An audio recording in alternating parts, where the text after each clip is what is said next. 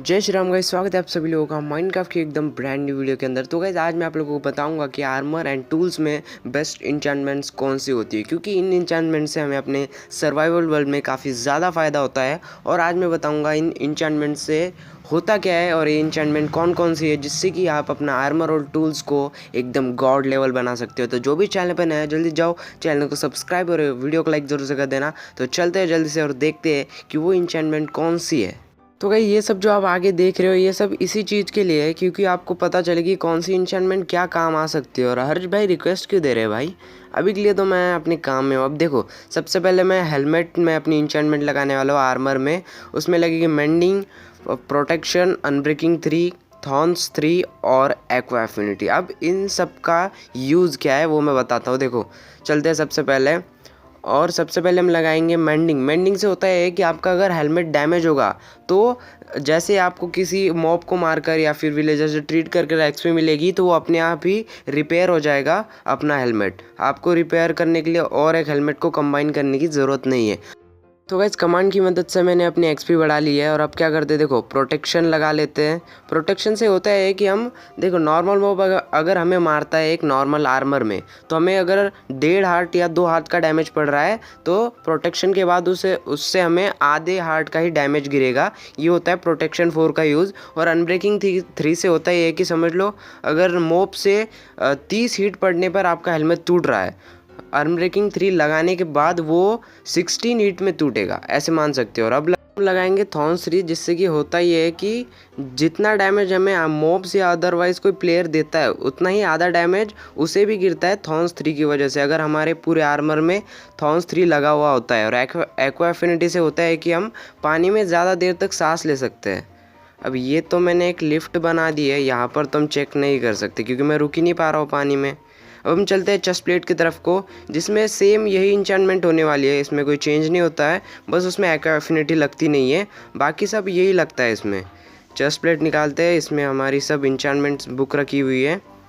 देखो mending, protection 4, unbreaking 3 और thorns 3, यही पैंट में भी लगेगा। बस हमारे जो जूते होते हैं उनमें इंचेंटमेंट्स एक अलग होगी जो कि फेदर फॉलिंग 4 होगी। उसका यूज़ तो मैं आपको आगे बता दूंगा। अभी देखो यही इंचेंटमेंट्स लेगिंग्स में भी है, तो उसे हम रिपीट कर लेंगे। वही इंचेंटमेंट हम अपने पैंट में भी लगा लेने वाले हैं।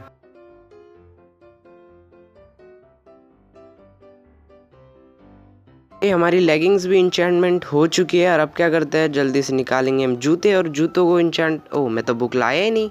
बुक लेते हैं यहाँ से जल्दी से। देखो मेंडिंग, प्रोटेक्शन, अनब्रेकिंग और थॉर्न्स और फेदर फॉलिंग 4। अब 4 इंचेंटमेंट जो है, मेंडिंग, अनब्रेकिंग, फेदर मतलब प्रोटेक्शन और थॉर्न्स, इन 4 चीज़ों का तो आपको पता है 4 इंचेंटमेंट का। बट फेदर फॉलिंग का मैं बताता हूँ। इससे पहले हम ये सब तो लगा ले अपने इसमें, ये लग चुका है। अब देखो फेदर फॉलिंग 4, जिससे कि होता है कि अगर मैं नॉर्मल हाइट से, अब देखो मैं पहले जब कूद रहा था स्टार्टिंग में तो मेरे 4 हार्ट जा रहे थे मैं ऊपर से कूदने पर, बट अभी अगर मैं कूदूँ तो मेरा हाफ हार्ट ही जा रहा है। मतलब कि लगभग 3 हार्ट और आधा हार्ट कम हो चुका है डैमेज हमारा, तो जिससे कि हमें काफ़ी ज़्यादा फ़ायदा होता है आगे भी।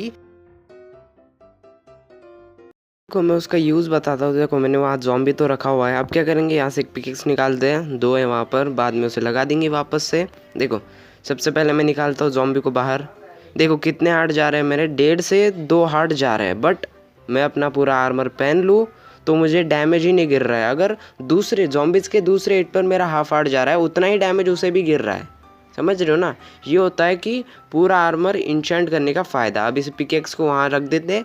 और अब स्टार्ट हो चुके हैं हमारे टूल्स, जिनकी इंचेंटमेंट्स भी मैं आपको बताऊंगा, जिसमें कि मेंडिंग और अनब्रेकिंग भाई हर टूल्स में हर चीज़ में लगती ही लगती है। देखो अब नॉर्मल शॉट से मैं इस जॉम्बी को अगर मारता हूँ 1 2 2 और ये 3 हिट, मतलब कि वो 3 हिट में मरा है और दोनों की हेल्थ जो है फुल है। मेंडिंग और अनब्रेकिंग का यूज़ पता है, शार्पनेस, और इन दोनों को हम सबसे पहले लगा लेते हैं। बाकी की जो इम्पोर्टेंट इंचेंटमेंट है जो कि स्वॉर्ड में लगनी है उसके बाद हम वो लगाएंगे। देखो ये दो तो हर टूल्स में और आर्मर में होनी है। अब शार्पनेस 5, जिससे कि अभी हमने जो जॉम्बी मारा हो अगर 3 हिट में मरा है तो मुझे जितना लगता है कि शायद से अगर मैं क्रिट मारूँ तो 1 और नॉर्मल मारूँ तो 2 हिट में जॉम्बी मर जाना चाहिए। मर गया, 2 हिट में जॉम्बी मर गया वो। अब बात आती है देखो लूटिंग की। सबसे पहले क्या करते हैं ना, हम एक एनिमल्स हैं यहाँ, ढूंढता है किसी को। तो शिप 2 एनिमल चाहिए हमें, एक जैसे 2। ओके देखो, एक चिकन मिला है हमें, दूसरा चिकन क्या है यहाँ पर? हाँ नहीं दिख रहा है, आसपास में चिकन दिख ही नहीं रहा है। देखो शिप को मारा जिससे कि एक ही फूड मिलता है, ज़्यादा नहीं है। देखो अब वहाँ शिप है, मैं क्या करता हूँ जल्दी से लूटिंग 3 लगा लेता हूँ। मुझे एक ही मिला था, सबको याद होगा। और मैं नॉर्मल किसी भी मॉब्स को या फिर किसी भी एनिमल्स को हिट कर रहा हूँ, तब उसे आग नहीं लग रही है। फायर एक्सपर्ट 2 से उसे आग लग जाती है।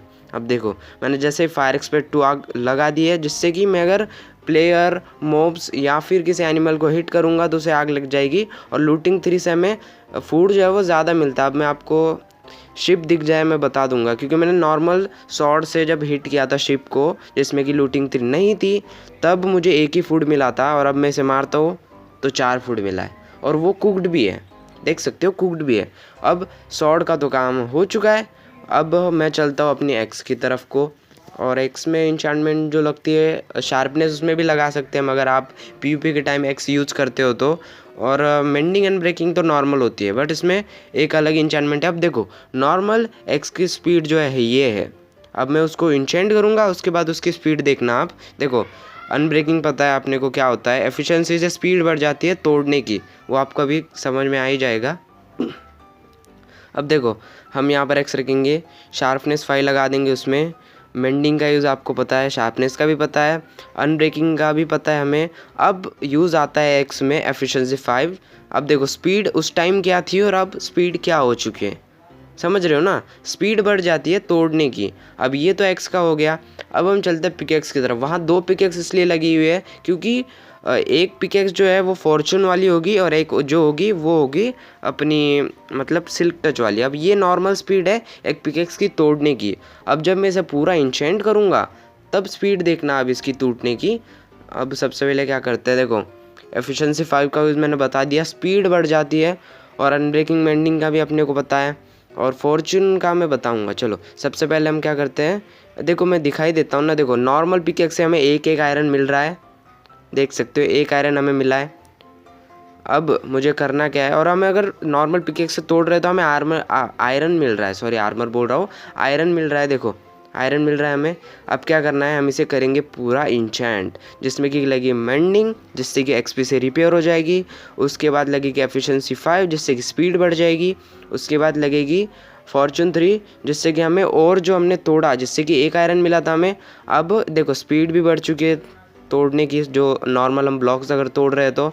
और ये था एफिशिएंसी का, बट अगर हम फॉर्चून लगाते हैं तो हमें जो आयरन है वो ज़्यादा मिलता है। मैंने 2 और तोड़े थे, मुझे 4 आयरन मिले। और देखो मैंने जैसे तीसरा तोड़ा मुझे 4 मिले। और अब यूज़ आता है तीसरी पिकेक्स का, मतलब मैं बोल रहा हूँ पिकेक्स का, दूसरी पिकेक्स मतलब कि हमारी, जिसमें कि लगेगी सिल्क टच। अगर हम नॉर्मल पिकेक्स से जब तोड़ रहे थे तो हमें अब आयरन मिल रहा था, बट अगर मैं ये देखो ये तो ब्लॉक का तो कुछ मतलब है ही नहीं, सिल्क टच से हमें सीधा और मिलता है, वो आयरन में मतलब कन्वर्ट नहीं होता है। देखो सीधा और मिल गया, सीधा ब्लॉक आ गया हमारे पास। ये यूज़ होता है सिल्क टच का। मतलब हमारे टूल्स और आर्मर्स की बेस्ट इंचार्टमेंट जो मैंने आपको बताई वो हो चुकी है कंप्लीट। और ये है पिकेक्स फॉर्चून 3 वाली, दोनों में एक ही पिकेक्स में फॉर्चून 3 और सिल्क टच नहीं लगती है।